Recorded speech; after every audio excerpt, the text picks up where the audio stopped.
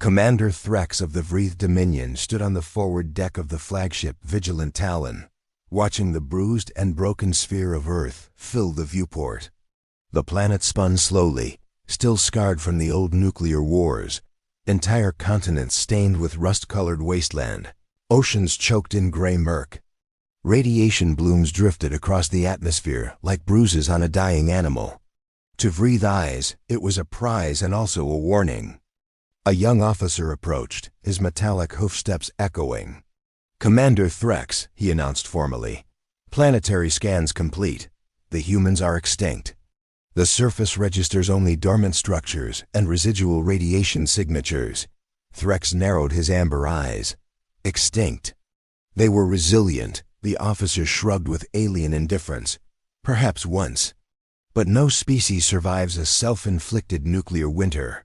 Their arrogance killed them. Vraethe said nothing for a long while.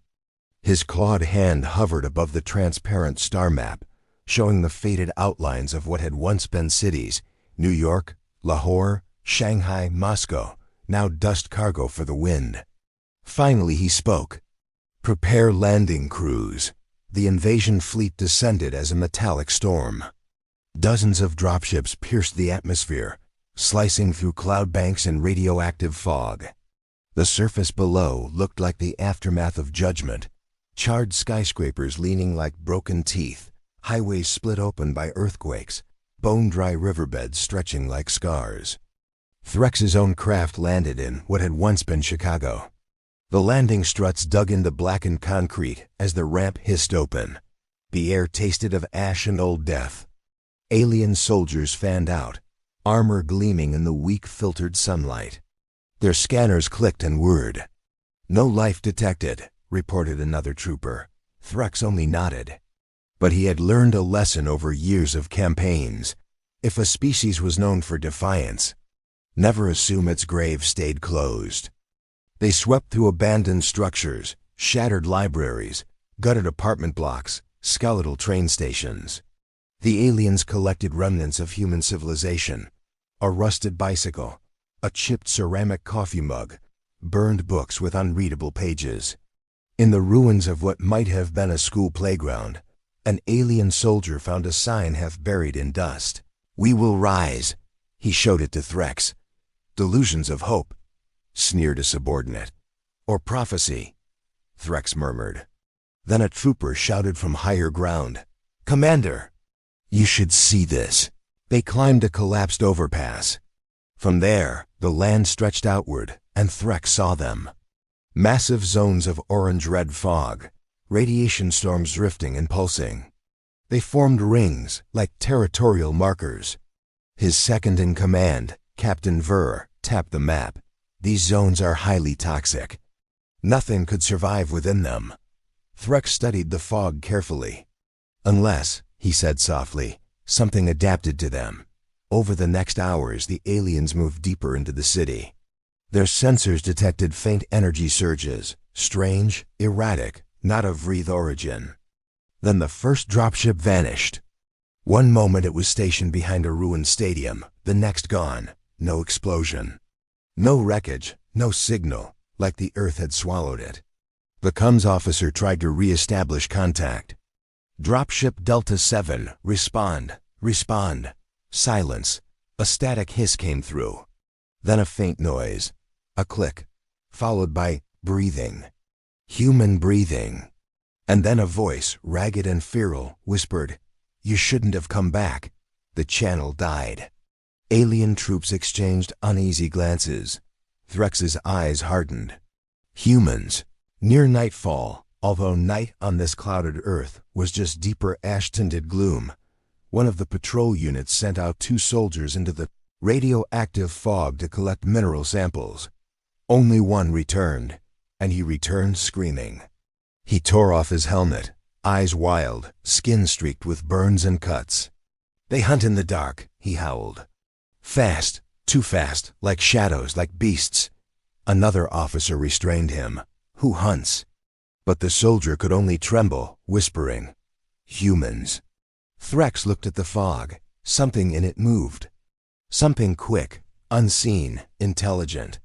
Not extinct. Evolved. Later, they uncovered underground shelters, built deep beneath the cracked surface, shielded from fallout.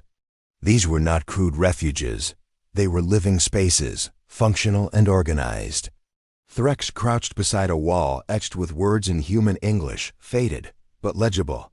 Survival is humanity's oldest religion. He turned to his officers. They never surrendered. They endured, Ver scoffed. Primitive burrowers. Threx shook his head slowly. No, strategists. They retreated. To wait. Wait for what? Ver asked. Threx looked toward the fog.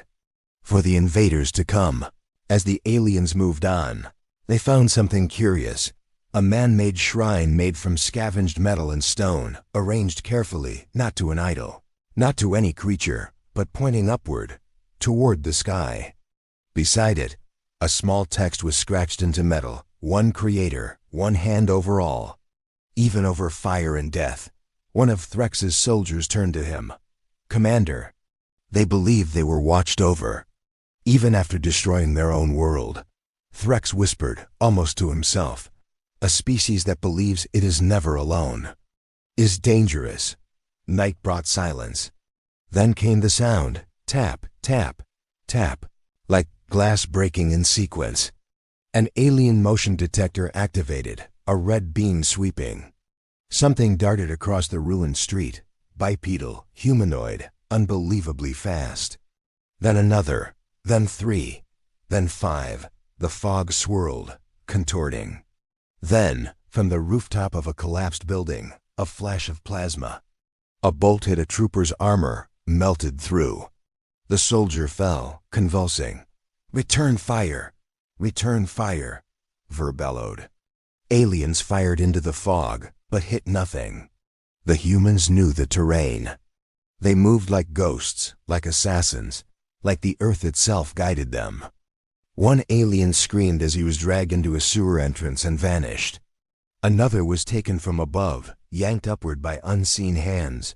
What frightened the aliens most was the sound. The humans didn't speak. They growled, hunted, predatory. One alien shouted, panic rising. They're not the same species anymore. Threx stood amid the chaos. He, unlike many of his warriors, held respect for adversaries. He watched the fog shift, forming shapes, like silhouettes of hunters moving in packs.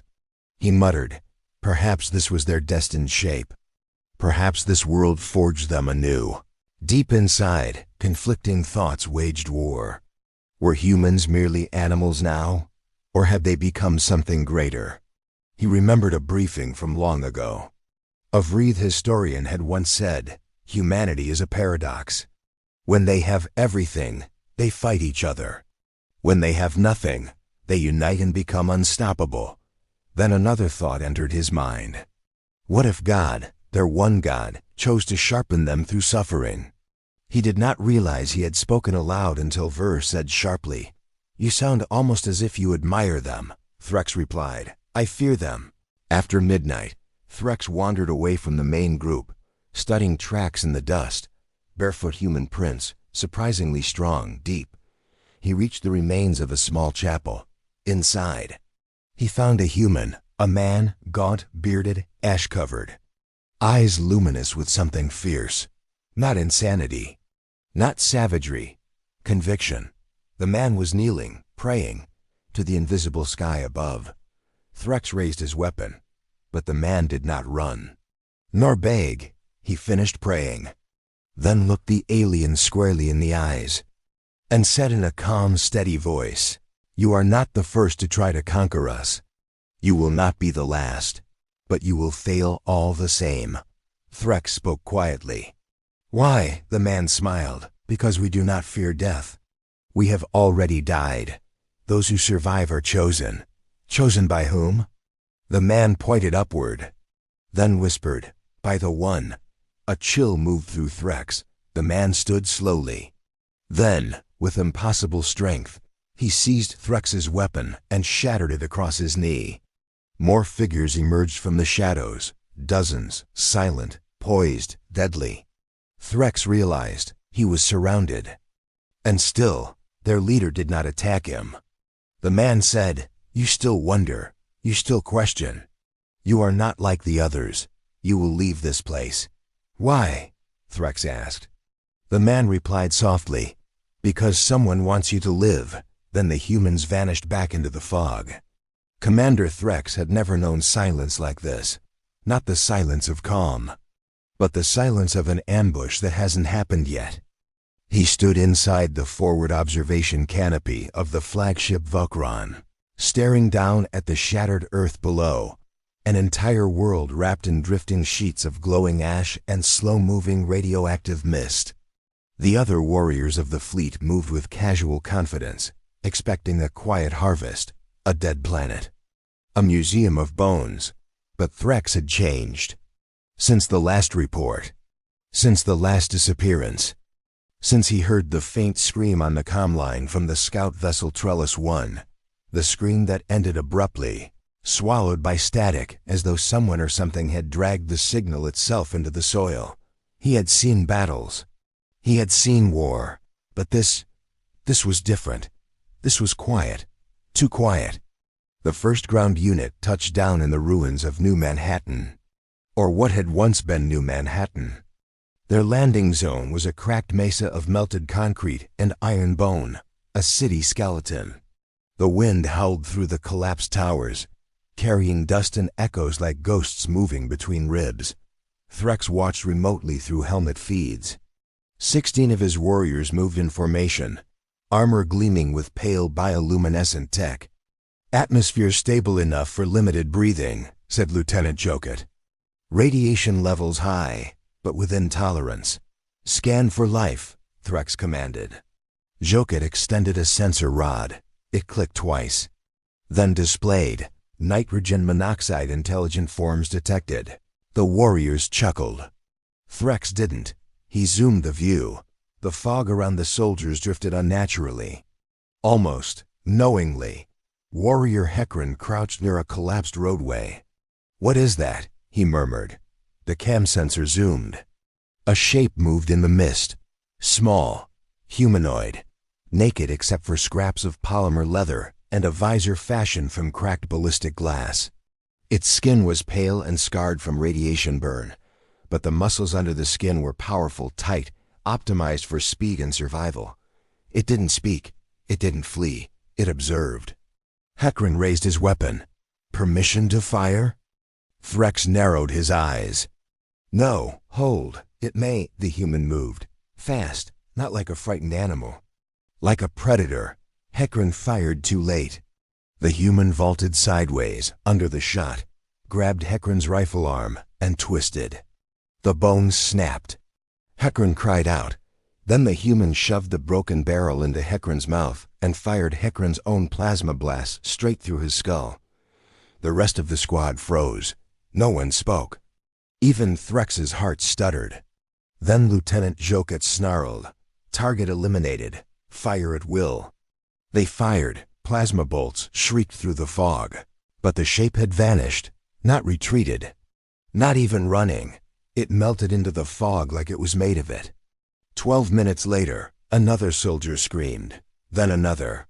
Their body cams flickered and died. One by one, the feeds went dark. Threx stared, jaw rigid. "Report," he barked. No response. Then static, then a voice. Not alien, human. A whisper.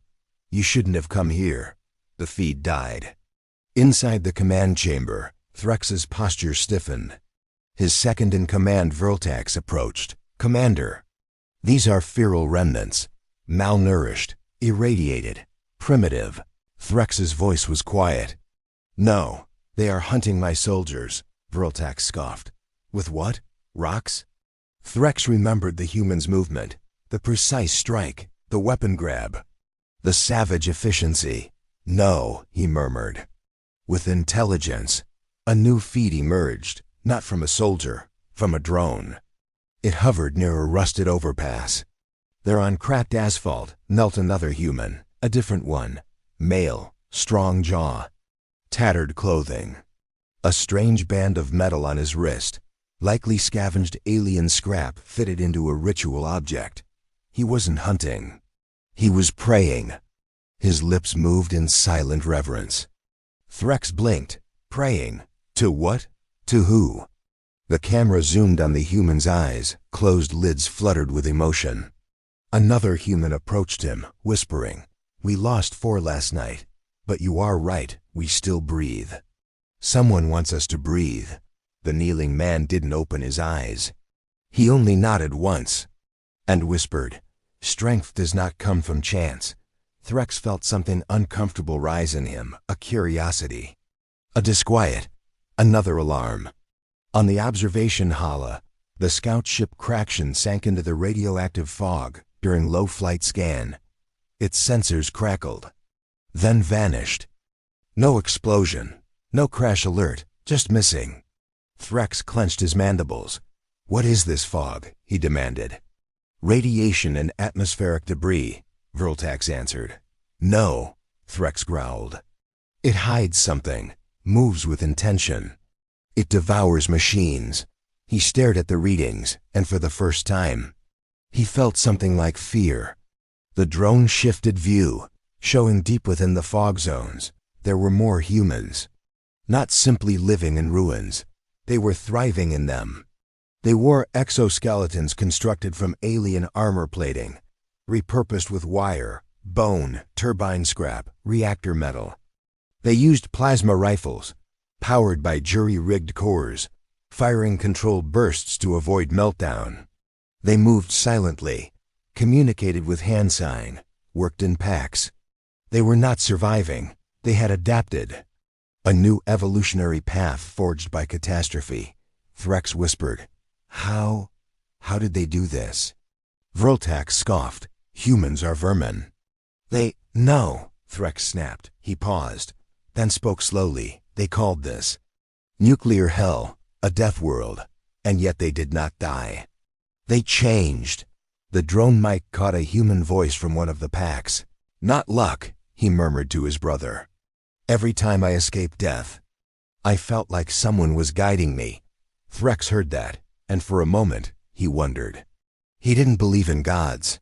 His species had abandoned religion 1,000 years ago, considering it superstition. But here, in the fog, in a world that refused to stay dead, Threx felt something unseen. Something like a presence, something like intention. That thought unsettled him.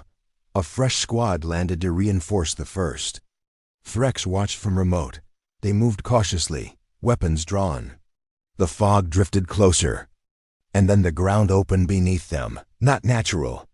A trap, a tunnel system carved into the ruins, reinforced with city debris and bone-welded metal. Humans poured out like phantoms, silent, efficient. One ripped the mask off an alien soldier, exposing him to raw radiation.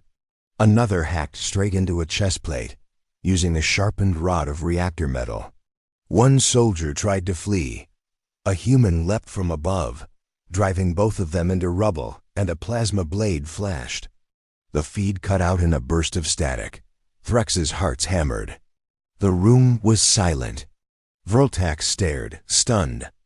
"These humans, they fight without fear," Threx answered quietly. "They do not fight for conquest or territory or pride." He watched another human drag away fallen alien weapons, salvaging them with mechanical grace.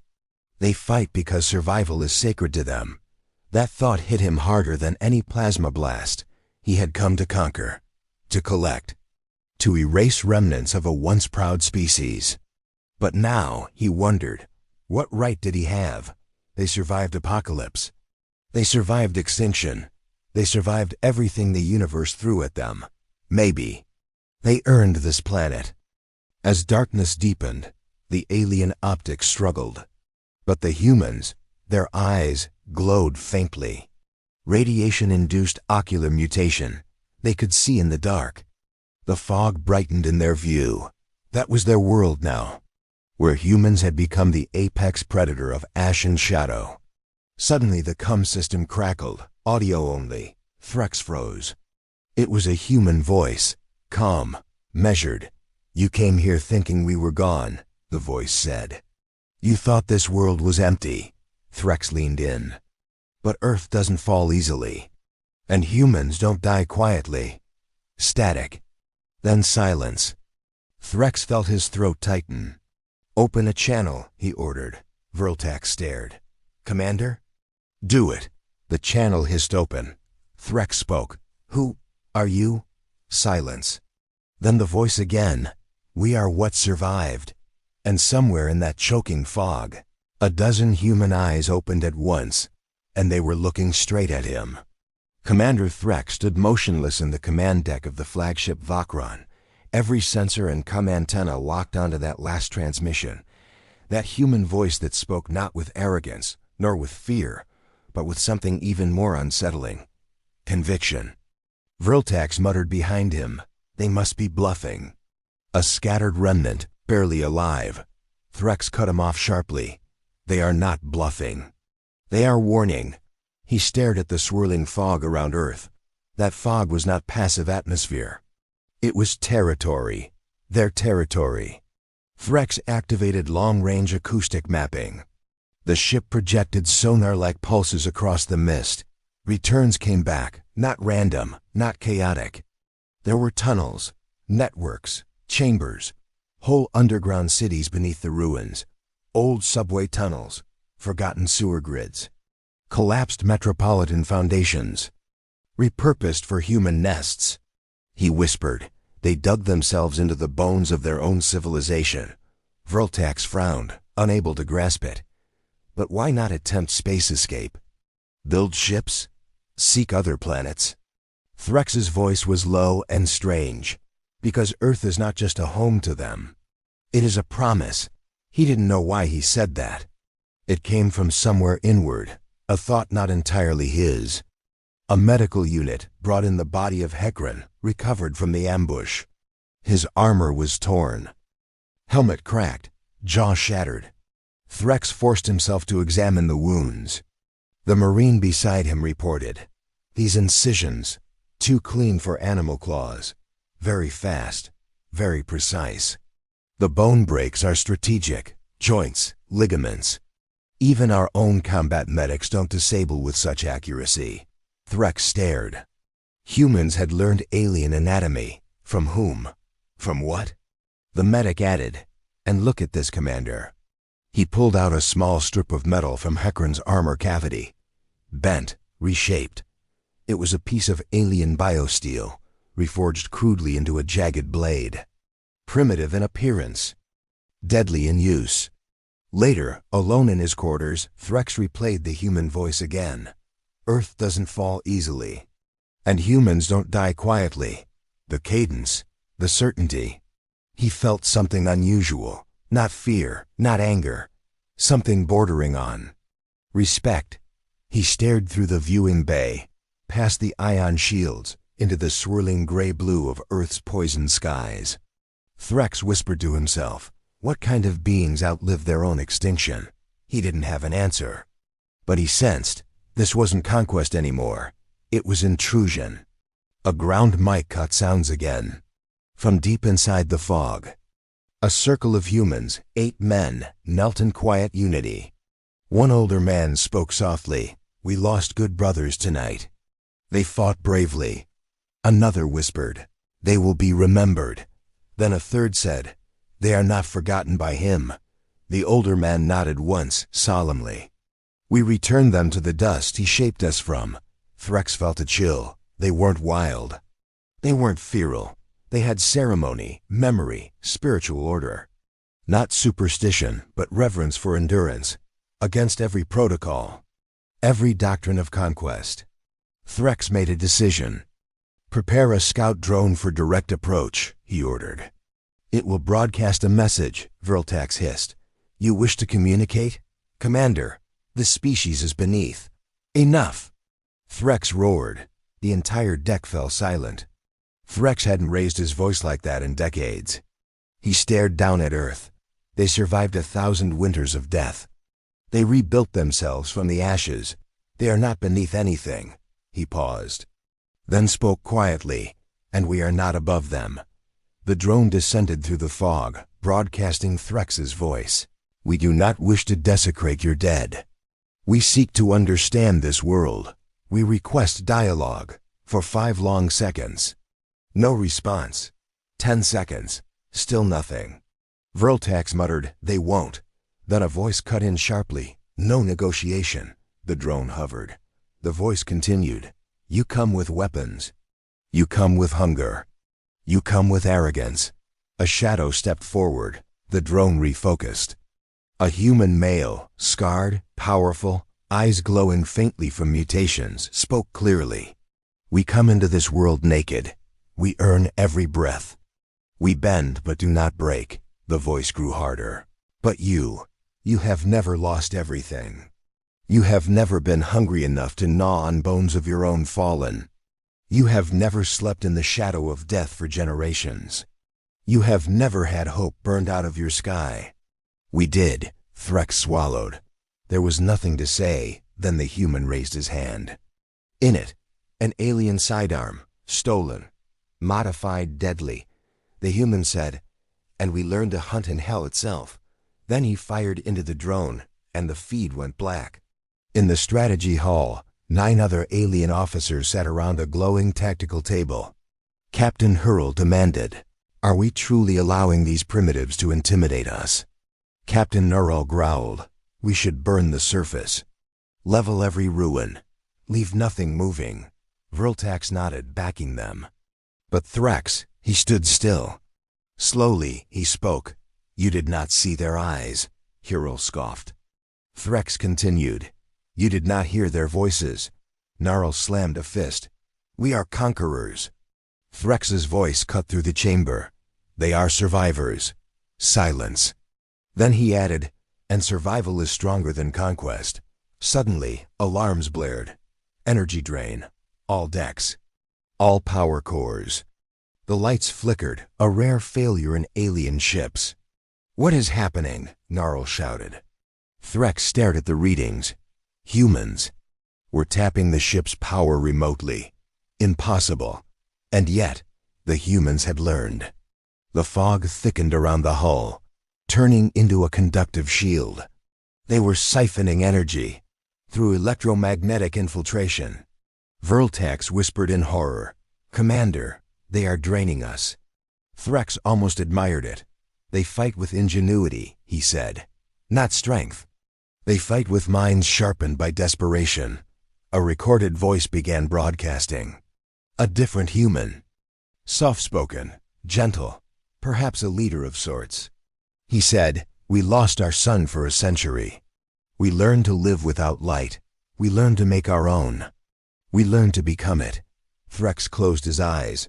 Those words hit something primal.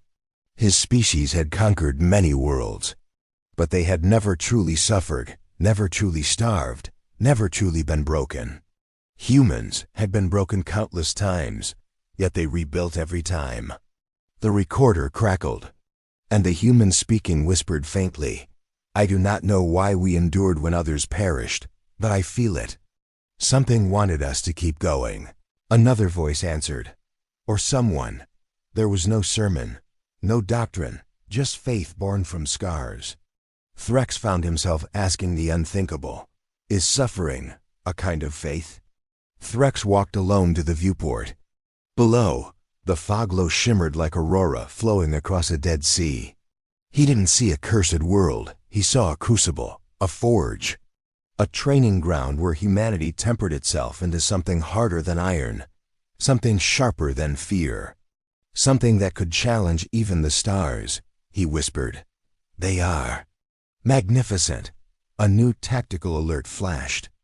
Human signatures, hundreds of them, massing in the underground network, moving, coordinating, preparing. Vraethe looked at Thrax with genuine fear. "They are coming for us." Thrax stared down at the planet and murmured, "No. They're coming for their world." And in the darkness beneath Earth's ruined skin, human war drums began to beat, slow, steady, unstoppable.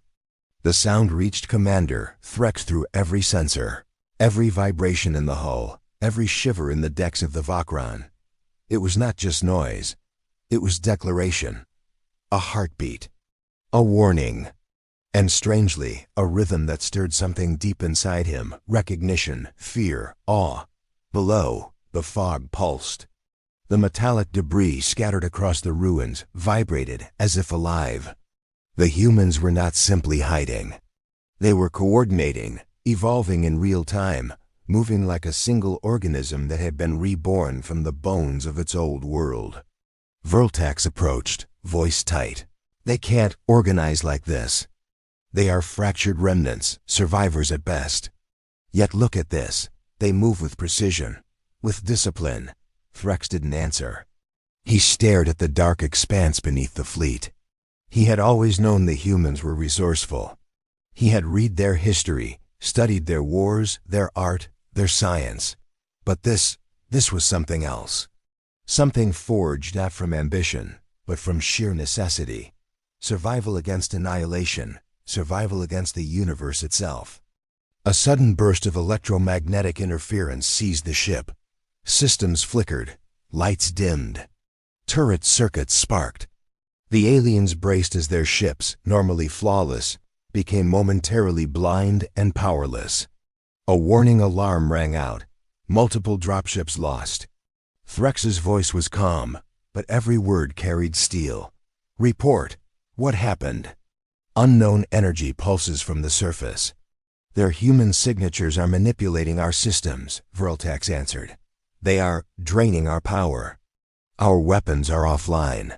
Vraethe exhaled slowly. They are hunting not with strength. They are hunting with knowledge. They have adapted the predator's mind. Through the fog, shadowy forms darted. Not humanoid silhouettes exactly, more like echoes of movement. Blurs in the radioactive mist. The humans attacked with lethal creativity. Gravity-assisted ambushes, electromagnetic traps, scavenged alien weaponry, modified with ingenuity that even Vraethe technology could not anticipate. The dropships that had strayed from formation were torn from the sky without warning. Some exploded silently. Others disappeared into the fog as though swallowed by the planet itself. Vraethe descended in his own command shuttle to get a closer look. The surface was alive with movement, shadows weaving through wreckage, striking faster than human perception should allow. The humans didn't scream. They didn't call out. They didn't fire indiscriminately. Every movement was measured. Every strike was calculated. One Vraethe soldier tried to sweep the street with plasma fire. The humans vanished, not running, not hiding, but folding into the fog itself. Another soldier fired a burst at a cornered target, only to realize too late that the human had rigged a metal shard to the street. The explosion tore through the squad before the shooter could react. Vraethe watched in grim fascination. His warriors were skilled. His species was built for conquest. But here, against humans shaped by centuries of near death, all their training became a liability. A small squad of humans emerged from a ruined subway entrance, their weapons scavenged from previous battles against the Vraethe. They were naked to fear. Bare, scarred bodies marked with the ash of generations. One human leaped onto a vehicle, sliding down its surface, and in a single motion removed the power cell from a turret, rerouting it through a jerry-rigged circuit to overload another Vraethe weapon. The precision was astonishing. Every motion was purposeful. Every death inflicted carried purpose. Vraethe yelled, enraged. They are animals. They are not even human anymore. Vraethe shook his head slowly. No, they are more human than you could ever understand. They survived a world that should have killed them all. The ground around the humans vibrated with small, controlled pulses, bombs, yes, but more than bombs. Traps that moved with intelligence, designed to anticipate the alien movements. Vraethe realized that the humans were treating Earth itself as a weapon. Not the buildings, not the rubble, not the fog. The planet was their shield, their sword, their ally. Amid the chaos, Vraethe noticed something that shook him more than the violence. One human knelt among the rubble. Hands lifted slightly to the sky, palms open. The others did not disturb him. Not out of fear, out of respect. He whispered words into the wind. A prayer. Vraethe studied him. perplexed. The aliens had abandoned belief in God centuries ago, relying only on logic, computation, and brute force. But here was a species that clung to unseen guidance, that trusted that survival was not random, that endurance was not chance. The kneeling man finished, looked up to the gray, poisoned clouds above, and whispered, "Not luck. Someone wanted me to live." Threx found himself reflecting, almost involuntarily, on the same thought. Perhaps there was a force shaping this world, not to punish, but to test. And it had chosen these humans. Vraethe demanded a response. "Commander, orders." Threx's mind raced. The humans were relentless. Each attempt to overpower them failed. Conventional strategies, bombardment, flanking, suppression fire, crumbled before their ingenuity. Finally he spoke. "Adapt, observe. Wait," Vraethe barked. "Wait? While they kill us?" "Yes," Threx replied. "We are not conquering a world. We are witnessing evolution. And perhaps we will learn from it. Or die trying." He ordered all dropships to stabilize, retreat slightly, and begin a scanning sweep of underground tunnel networks, the hidden heart of the human forces. The humans responded as predicted. They lured the Vraethe into choke points, using scavenged turrets to fire from angles no scanner could predict, using tunnels to disappear, and then appear behind enemy lines. The alien soldiers panicked. Threx remained calm. The humans were not only fighting with survival instinct, they were teaching the aliens humility. From the fog, one figure became unmistakable, a man taller than the rest, scars crisscrossing his chest, a jagged piece of alien metal strapped across his shoulder like a banner. He moved at the head of a small group, coordinating attacks silently with gestures and glances. Threx noted him immediately. This was not a warrior born of chance. This was a leader, a tactician, someone who had been forged by centuries of apocalypse and hardship. The human leader paused on a collapsed overpass, watching the alien forces. His eyes scanned them carefully. Then, he raised a hand and pointed toward the Vakran. In that moment, Threx understood. He was facing not just survival, but judgment. The humans launched a coordinated strike. From tunnels, rooftops, and fog-filled streets, they attacked simultaneously. Alien weapons misfired under electromagnetic interference. Dropships stalled mid-landing. Armor plates buckled against improvised human explosives. One squad attempted to engage in melee.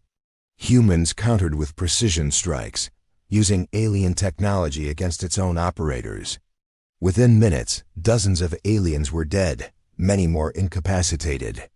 Threx watched the battle unfold on holofeed with his jaw tight. He could not intervene directly. The humans anticipated every move. Every strike he ordered was anticipated, countered, or turned against him. And yet, amid the violence, the humans never screamed. They never panicked. They moved with purpose, discipline, and cohesion impossible for a scattered survivor group. They were terrifying and magnificent. He withdrew to the observation deck as the last of the active fighting groups pulled back. Silence returned to the streets. Smoke and ash swirled in the dying light.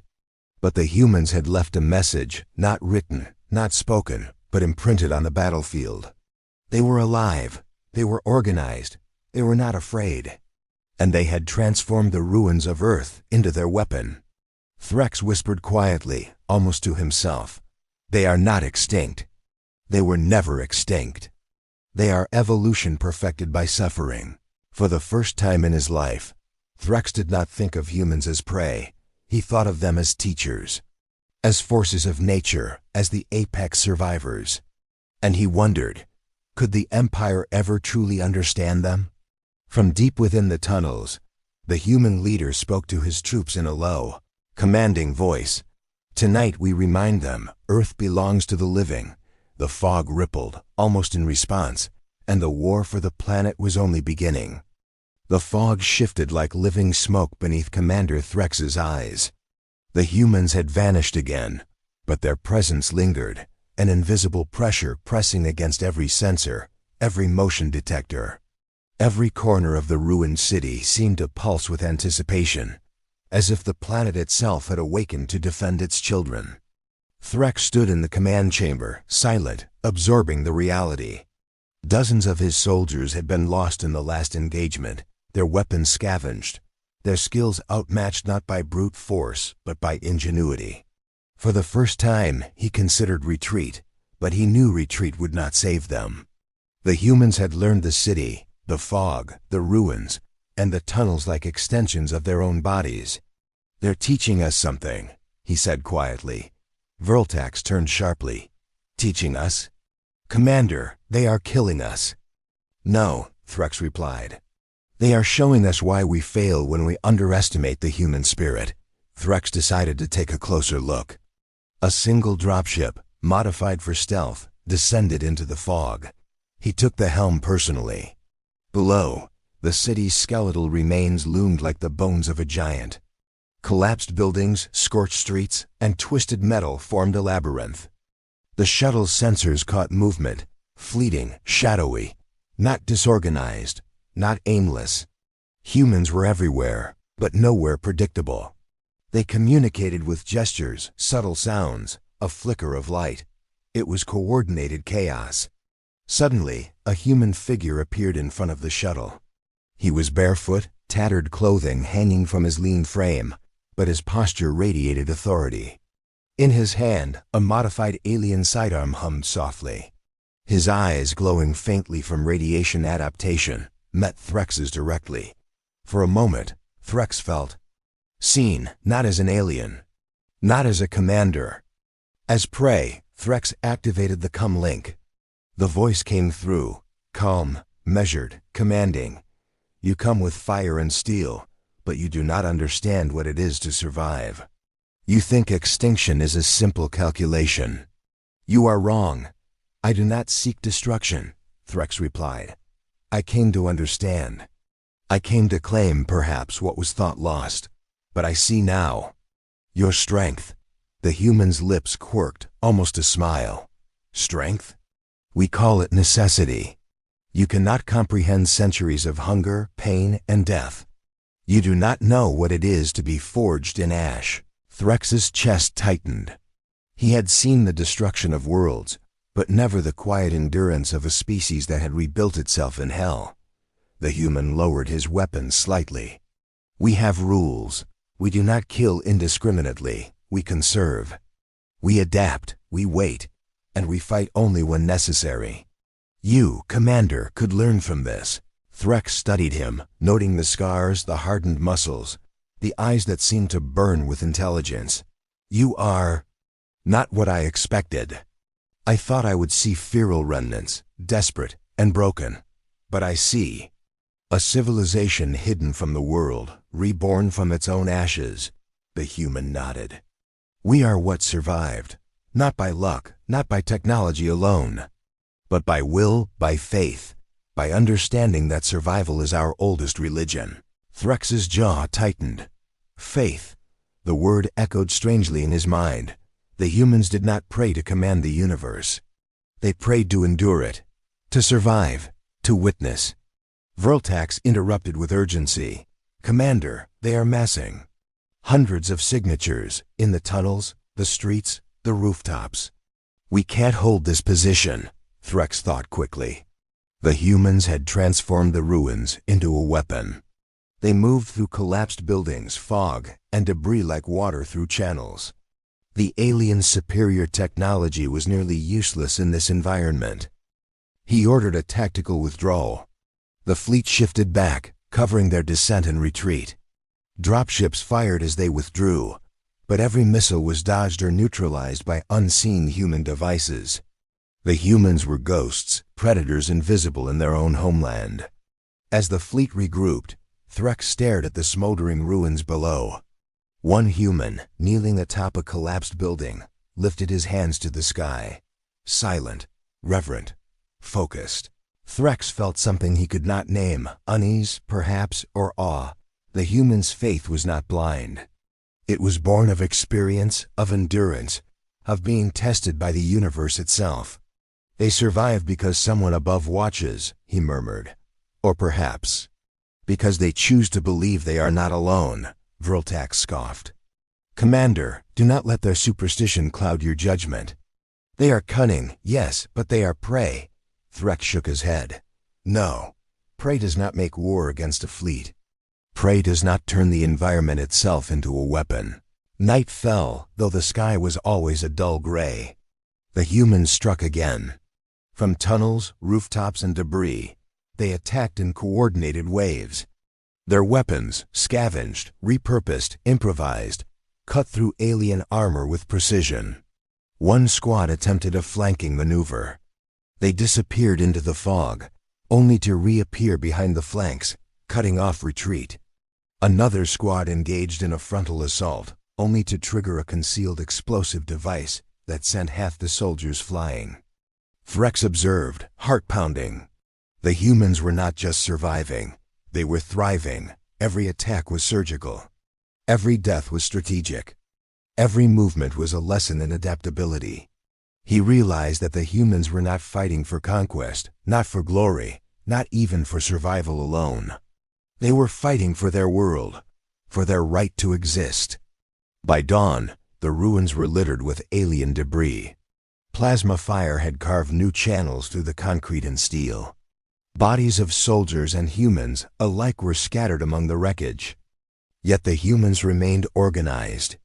They recovered the dead, salvaged weapons, and disappeared into the fog and tunnels. Vraethe stood amidst the destruction, silent. His warriors were exhausted, demoralized, outmatched, and yet he felt no shame. Only awe.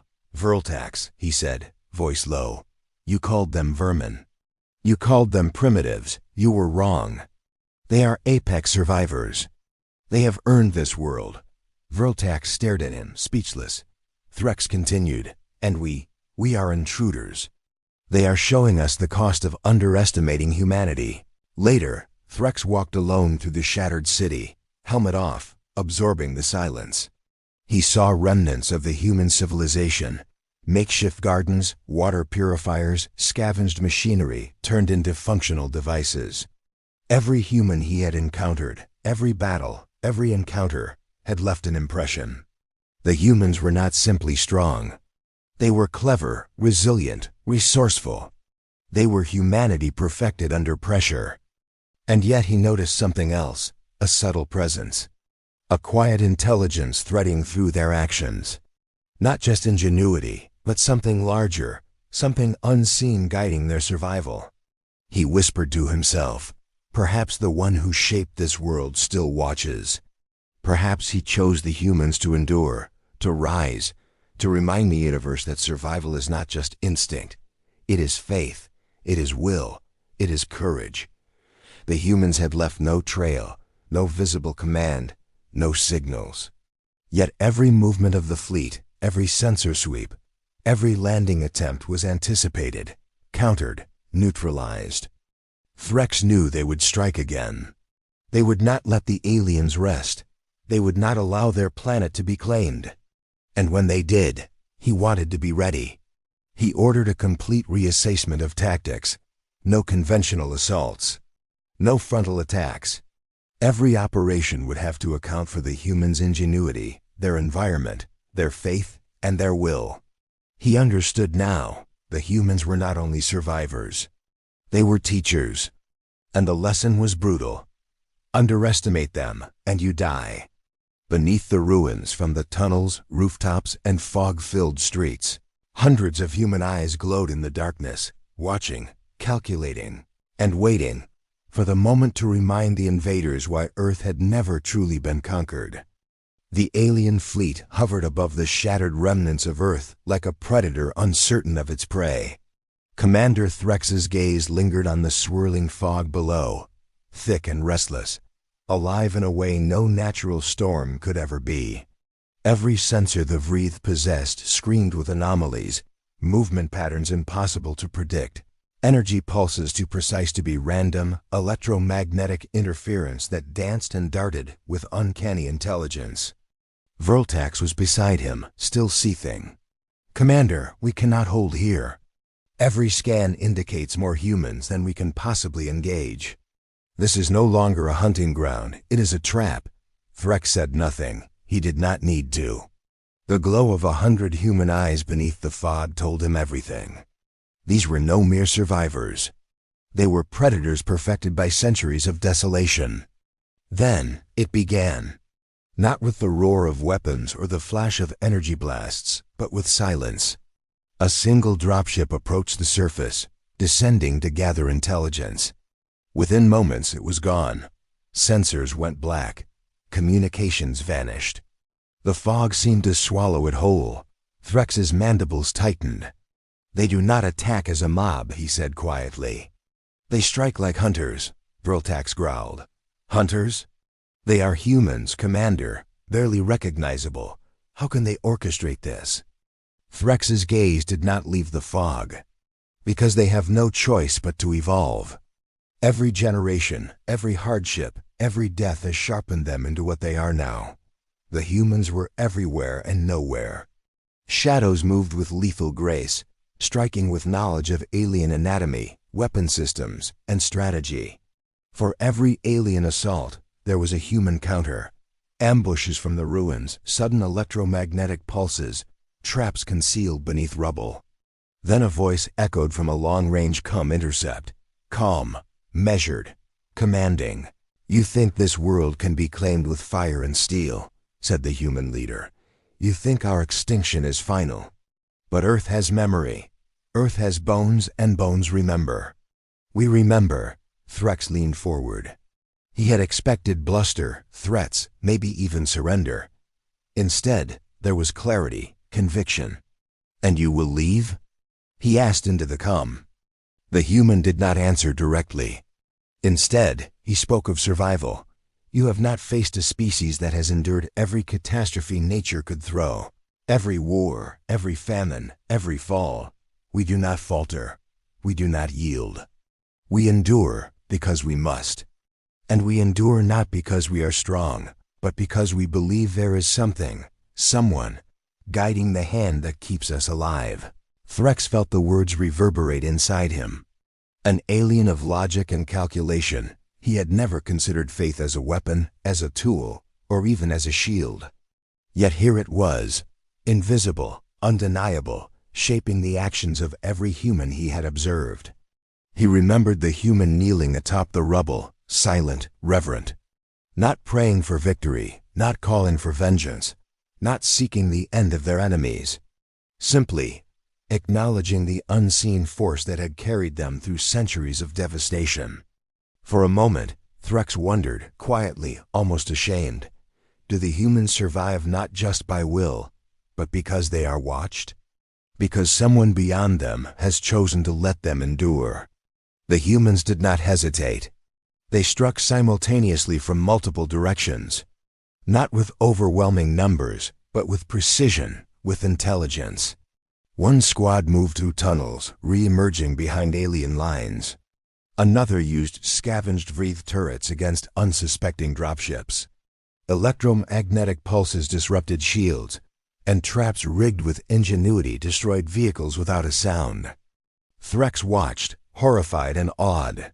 His soldiers fought valiantly, but they were being outmaneuvered, outhought, outclassed. Each human was a lethal combination of predator, engineer, and survivor. Vraethe roared, "Commander, order a full retreat." "They cannot be contained." Vraethe shook his head. "No, retreat is for those who do not understand the lesson we are being taught." Another human voice reached his intercept. Softer this time, almost reflective. "You must understand something," the human said. "We do not fight for glory. We fight because we have no other choice. Every loss taught us something. Every death refined us. Every attack you make strengthens our resolve, not weakens it." Vraethe found himself listening, captivated. These humans, broken and remade, were teaching the alien fleet a truth that no data set could convey. Survival was not merely biological, it was spiritual. It required ingenuity, resilience, and a steadfast refusal to accept defeat. He thought of his soldiers, disciplined and trained, yet falling victim to tactics born of necessity and experience. For all their technology, they could not outthink a species whose entire existence had been a crucible. The battle raged in bursts and waves, yet the humans left no mark of chaos behind. Streets were littered with alien debris, yet the humans reorganized quickly, salvaging weapons, reinforcing tunnels, and disappearing into the fog before the aliens could regroup. Threx noticed something remarkable. These humans never panicked. Even when surrounded, even when outgunned, they moved with calm precision. Their fear was not absence of courage. It was harnessed, controlled, converted into strategic action. It was not just survival, it was mastery. Threx withdrew to his observation deck, alone. He stared at the fog below, at the ruins alive with unseen activity. For centuries, his species had conquered countless worlds. They had erased civilizations, dominated planets, and shattered civilizations without mercy. And yet here, on a broken Earth, they had met a species that could not be conquered, that could not be broken, that had turned desolation itself into a weapon. He whispered, almost to himself, "They are magnificent. And we are intruders." Vraethe entered the room. "Magnificent? They are killing us, Commander. You speak of admiration while our soldiers die." Threx turned slowly, eyes glinting with something unusual. "Not admiration, recognition. We are witnessing the culmination of survival. They are not prey. They are predators perfected by catastrophe." From beneath the fog, the sound rose again. The human war drums, low, steady, and resonating through the ruins. Not merely a signal of attack, but a declaration, a heartbeat. The rhythm of a species that refused to be extinguished. Threx felt it in his chest. Something primal, something universal. The rhythm spoke not of fear, not of chaos, but of certainty. The humans were not just fighting to survive. They were asserting that survival itself was sacred. He realized then that the humans' advantage was not technology or numbers. It was faith, ingenuity, and unity. And perhaps, if he allowed himself the thought, some unseen hand that had chosen them to endure. The fleet began repositioning, attempting to anticipate the next wave. Every tactic, every formation, every calculation was made with respect for the humans' cunning. Threx instructed, "We cannot fight them like we fight other species. We must think like them. Adapt, observe, survive, and perhaps learn." Vraethe, incredulous, muttered, "Learn? From humans?" "Yes," Threx replied, eyes on the fog. "Not from their weapons, not from their ferocity, from their will, their courage, their humanity." And as the alien fleet braced for the next strike, the fog parted briefly, revealing hundreds of humans standing atop ruins, their eyes glowing with fire and purpose, and the war drums beating a rhythm that promised Earth would never bow. The humans stood like statues of defiance atop the ruins, their eyes reflecting the dim light of the poisoned sky. Each figure was a testament to endurance, each movement precise and deliberate. The war drums rolled beneath the fog, low and steady, echoing through the skeletal remains of cities, through tunnels and collapsed streets, through alleys that the Vraethe fleet had assumed were dead zones. Commander Threx felt the rhythm in his chest, a heartbeat synchronized with the pulse of the planet. It was not just a signal. It was a promise. The humans were coming for their world, and for him, and for every alien who had presumed to claim it. The humans struck simultaneously from multiple axes. From the fog, shadows darted into the open, luring the alien squads into prepared kill zones. Ruined buildings concealed snipers using scavenged Vraethe optics. Electromagnetic pulses knocked out dropships mid-flight, their engines faltering as the humans reprogrammed the energy fields. A squad tried to advance through a crumbled street. A single wire, barely visible, tripped a small pulse charge. It wasn't lethal, but it disabled armor sensors and left soldiers vulnerable. Within seconds, human figures emerged from the shadows, using precise, calculated strikes. Vraethe shouted, "Commander! This is madness! They are everywhere. Threx's eyes were calm, scanning the battlefield. No, he said. They are exactly where they need to be. They are teaching us to think differently, to respect survival itself. One human, a wiry young man with a jagged piece of alien metal strapped to his back, moved through debris like water through channels. He leapt from roof to roof, using momentum and improvised grappling devices. From his vantage point, he repurposed a fallen dropship's energy core to disable another alien weapon platform. Another human, crouched in the ruins, manipulated sensors with uncanny precision. Alien drones approached to investigate, only to be redirected into traps, collapsing into makeshift nets and jagged scrap metal. Threx watched, noting every tactic. The humans were not using brute force. They were using cunning, environment, and timing. Every strike was choreographed, every death calculated, and every movement carried a silent lesson. The human leader moved through the fog, unarmed but commanding. He gestured, shouted brief instructions, and the shadows shifted. "You are not fighting them as they are," he called. "You are fighting them as they should have been fought." The humans executed coordinated strikes using alien technology against its creators, repurposed, scavenged, and modified with ingenuity born of necessity. They struck fast and withdrew, leaving the alien forces stunned and disoriented. Threx muttered under his breath, "They do not merely survive. They teach survival." Amid the chaos, Threx noticed a subtle pattern. The humans never endangered the weak. Those injured were shielded or moved to safety. Their attacks were measured, precise. There was an intelligence guiding them, beyond tactical calculation, beyond instinct, a rhythm that seemed in harmony with something greater. He recalled the human kneeling atop a ruin, hands raised to the sky, the whisper, "Not luck. Someone wanted me to live." Was it mere faith, or something deeper? Threx did not know, but he felt it. A presence that had guided humanity through centuries of near extinction. Quiet, invisible, yet undeniably real.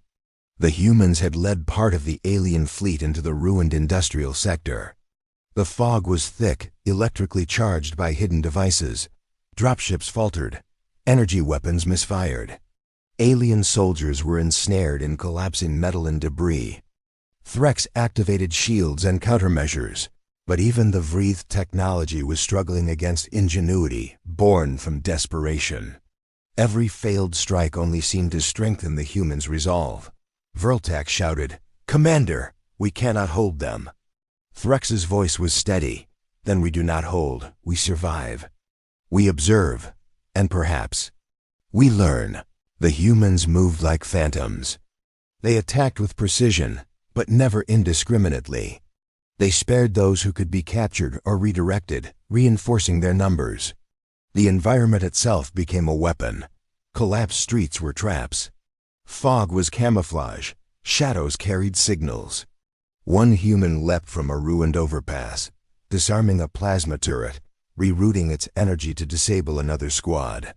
Another used a scavenged drone to distract alien sensors, allowing teammates to move undetected. Threx watched in awe. His soldiers were disciplined, his fleet technologically superior. Yet they were outmatched by raw ingenuity, resilience, and adaptability. The humans had learned to make their world itself part of the fight. Threx walked alone to the observation deck. He saw the humans regroup, their eyes glowing faintly, the war drums pulsing beneath the ruins. "They are magnificent," he whispered. "They survived what should have destroyed them. They rebuilt, they endured. And they fight not because they are stronger, but because they refuse to die." Vraethe approached, angered. "You call them magnificent while we bleed? They are killing us." "No," Threx replied, voice low. "They are teaching us. They are reminding us that survival is more than power. It is will, courage, ingenuity, faith." The fog shifted again. Shadows moved in the distance, converging. The humans were preparing for the next strike. Threx called a council. The alien captains gathered around him, tension thick in the room. "They do not fight like any species we know," Vraethe said. "We cannot conquer them. We cannot destroy them with brute force. We must adapt, or die trying." Vraethe spat. "Adapt? Commander, we are aliens. We conquer, we destroy. This is not survival. This is madness." "Perhaps," Vraethe said quietly. "But they are teaching a lesson we cannot ignore. Humanity survives because they understand the cost of every breath, every heartbeat, every action. And they fight not because they can, but because they must." The council fell silent. The humans' eyes in the ruins, glowing and relentless, seemed to pierce the very walls of the ship. And from the shadows beneath the fog, hundreds of humans began moving silently, deliberately, each step a promise. Earth would never be taken without a fight, and every invader would learn the price of underestimating what survived. The fog hung thick over the ruined city, a living entity pulsing with anticipation. Commander Vraethe stood on the observation deck of the Vokran, peering down at a world that was no longer empty. Humans moved beneath the veil, coordinated, invisible, lethal. Every shadow was alive with intent, every ruined building a potential ambush. Vraethe had come seeking conquest. He had expected ruins, silence, surrender. What he found instead was life, raw and refined, a civilization hidden from the stars, born of suffering, honed by fire and famine, perfected by necessity. And now they were coming for him. The first wave emerged with silence, ghost-like. Humans leapt from collapsed rooftops and tunnel entrances, striking alien squads with brutal precision. The Vraethe responded with disciplined fire, but their movements were anticipated, countered, and exploited. One human, barely more than a boy by appearance, vaulted from a crumbling wall, landing atop a turret. With fluid motion, he bypassed the alien control circuits, rerouting the energy to a fallen dropship. The ship erupted in a silent explosion, its systems collapsing in a cascade Vraethe had never anticipated. Another squad used the fog itself as camouflage, moving with the rhythm of the drums. They struck from angles no sensor could detect, exploiting the weaknesses of alien formations and creating panic among soldiers trained to expect control. Vraethe felt the weight of history pressing on him. The Vraethe Empire had conquered countless worlds. Their soldiers were perfect instruments of war. Yet here, on a planet that should have been lifeless, he faced a force they could not overcome. A part of him, the part bred to conquer and dominate, demanded a counterstrike, a show of power, an assertion of authority. Another part, quieter, more reflective, recognized the lesson. Survival was not measured by firepower alone. Humanity's strength was will, ingenuity, and an unyielding refusal to be crushed. He muttered under his breath, "We may be stronger, but they are wiser.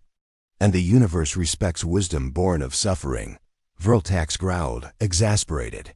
"Commander, stop philosophizing. They are killing us." Vraethe ignored him, eyes fixed on the moving shadows beneath the fog. "They fight not because they want to. They fight because they must. And in that necessity, they are gods of survival." The humans had led part of the alien fleet into the industrial ruins. The fog was thick, electrically charged by hidden devices. Dropships faltered as pulses scrambled energy cores.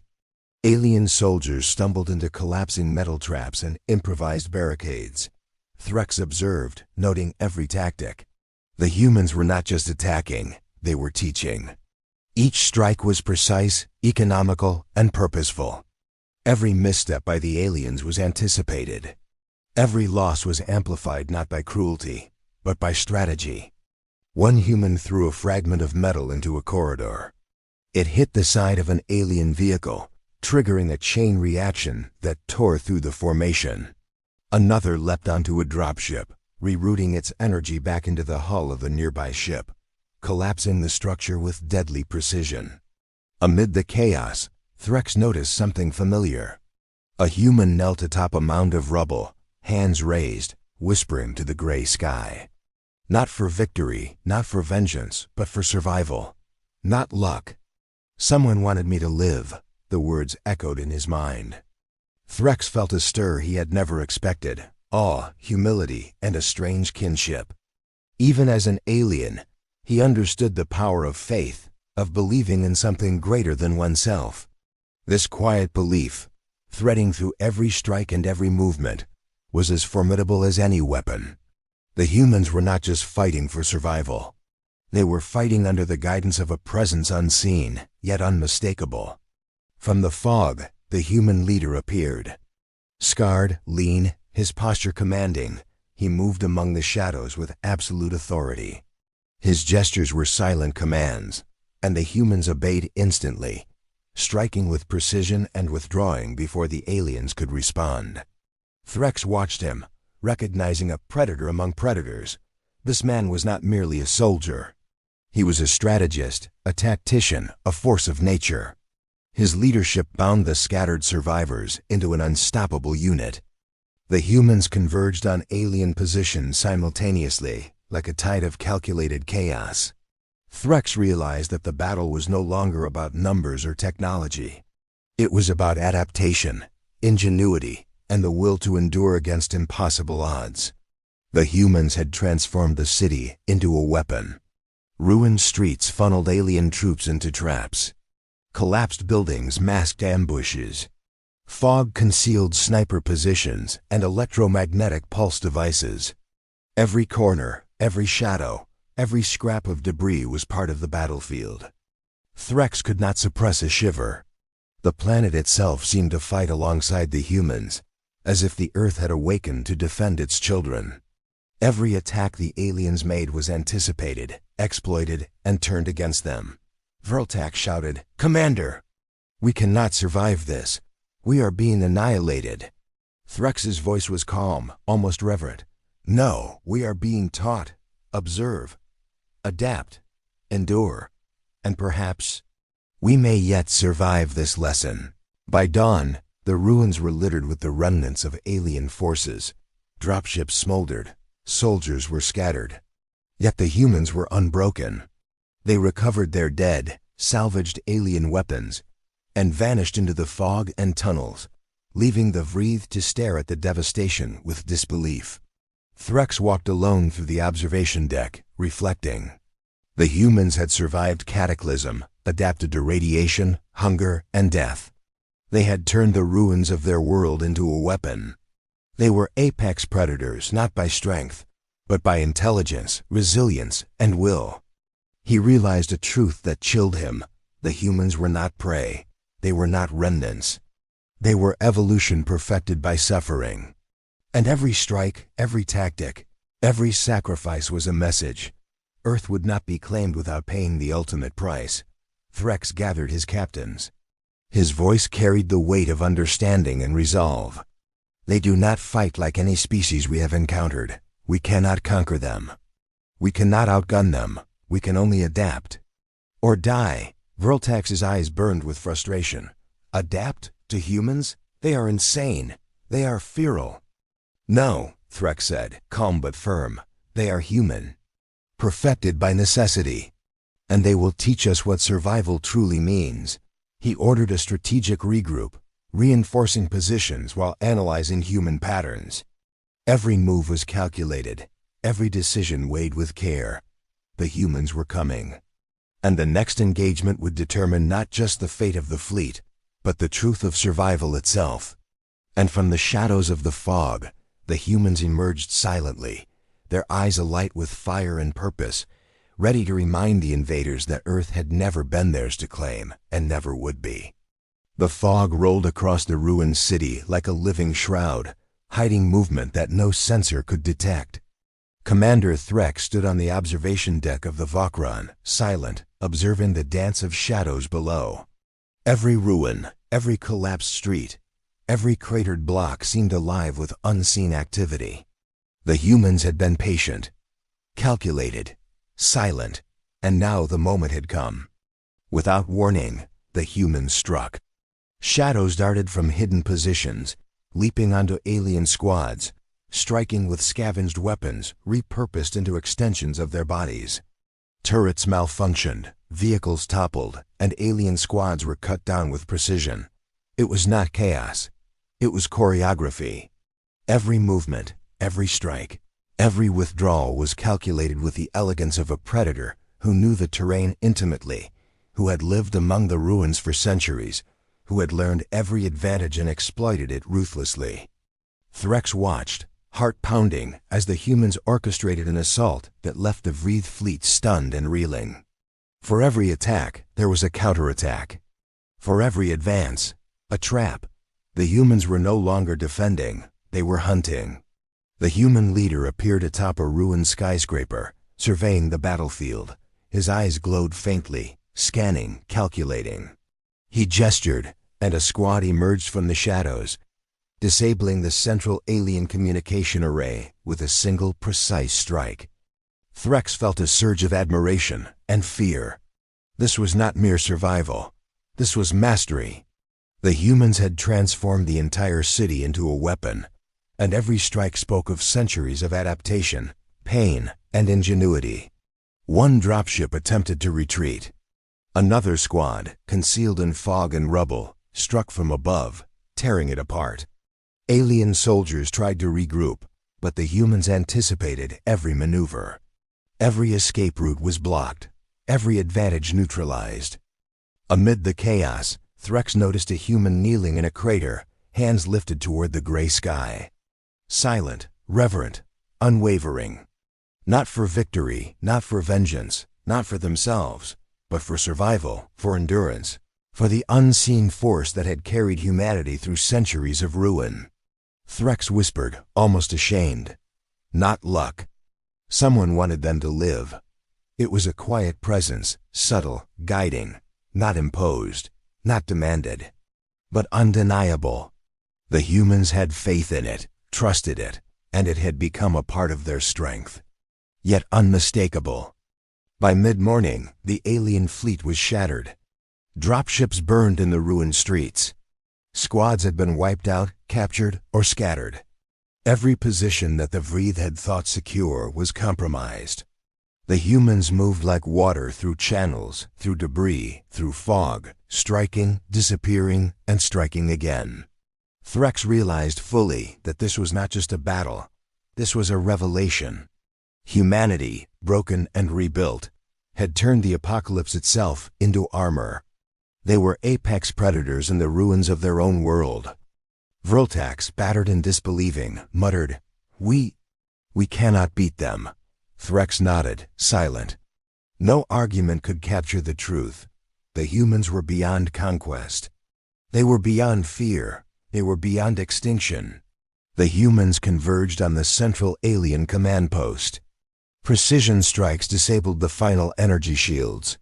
A small squad breached the outer defenses, dismantling weapons with terrifying efficiency.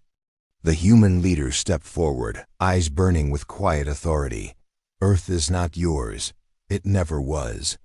You came with fire, expecting death, and found life. You thought extinction was a simple calculation. You were wrong." Threx activated his comlink. "Your people, they are remarkable. I have seen the impossible." The human leader tilted his head, almost smiling. "Impossible is only a word for those who do not endure. We endure, we adapt, we survive. That is our religion. That is our law. That is why you fail." The last alien dropship attempted escape. A human squad, using scavenged propulsion devices, intercepted it mid-flight. The ship crashed into a collapsed factory, folding upon itself in a spectacular explosion. The survivors among the Vraethe had no choice but to surrender. Their weapons had been turned against them, their technology repurposed, their tactics anticipated. Every advantage they had counted for nothing against the ingenuity, resilience, and will of the humans. Threx, battered, bloodied, and stunned, stepped forward. He saw the humans not as enemies, but as a force of nature, a species refined by catastrophe and perfected by survival. Threx walked among the ruins after the battle, observing the humans. They moved quietly, helping the wounded, salvaging weapons, restoring order from chaos. They did not gloat. They did not celebrate their triumph with arrogance. They survived because they had to, because they chose to, because some unseen hand had allowed them to live. He remembered the kneeling human, the whispers of faith, the sense of something greater guiding their survival. For the first time in his life, Threx understood a truth beyond conquest. Strength was not merely firepower, or strategy or dominance. It was will, ingenuity, courage, and the quiet presence of something beyond oneself. Threx turned to Vraethe, eyes solemn. Remember this. You have seen what humans are capable of when pushed beyond their limits.